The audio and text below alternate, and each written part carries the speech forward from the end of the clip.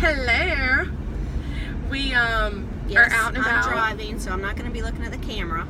Out and about on appointments today, Park Properties. Today we have done a bunch of staging consultations, walking around with people. Did you have trouble saying that? I did. Thanks for calling me out. I mean, they probably noticed. Anyways, so we figured it appropriate to get on and chat with you guys about why staging is so important and in what situations, like how to handle certain So I sometimes have people who've lived in the same house for 30 years or thinking about selling. That was one of our situations today. Like, what should I do? Just get a cleaning lady in here? Or I think my house will look better with all my stuff in it. So let's talk about that, Taylor. So yes and no. Some stuff we're gonna walk out and tell you has to go. Like you want to declutter. You want them to be able to see as much of the floor as possible. Personal pictures need to come down. Not because we don't love your family and you don't love your family, but people are gonna walk in and they're gonna want to figure out your story, what pictures are on the wall, and they're not gonna be looking at the house. So today we were at a house and the gentleman thought, well, maybe I should not take all my personal pictures down because then people might think I'm desperate to sell.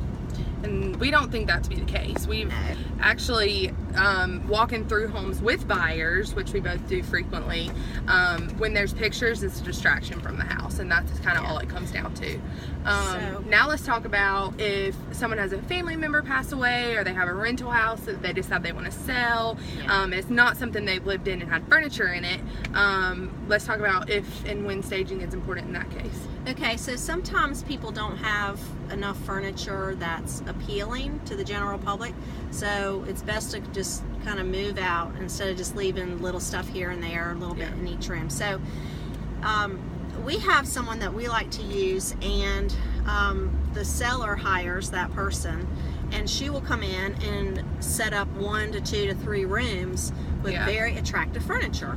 And instead of doing the whole house, some people can afford to do that, sellers, but for the most part, if you just stage a main room, a kitchen, that really goes a long way. And it's important too to think about when people walk into a room, if there's a lot of windows on the walls or a lot of doors on the walls, they're gonna be like, where do we put our couch? Could our couch go in this room?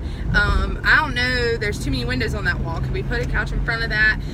So by staging the main areas, you're giving people an idea of what the home would look like when they moved in it. It's not so empty that they can't figure it out, but it's not too full that they can't see themselves in it. And you just don't want your things to be a distraction, mostly to potential buyers. So less is best, especially in rooms like the kitchen. You want to see all that countertop space. And floor space. So lifting things off the floor, giving us a call, putting you on to somebody that would stage a house is probably your best bet. We did 2 staging consultations today.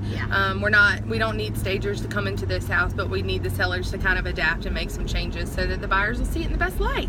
So we thought it was important to share this video about staging. If you have any questions about anything real estate, I'll let you girls.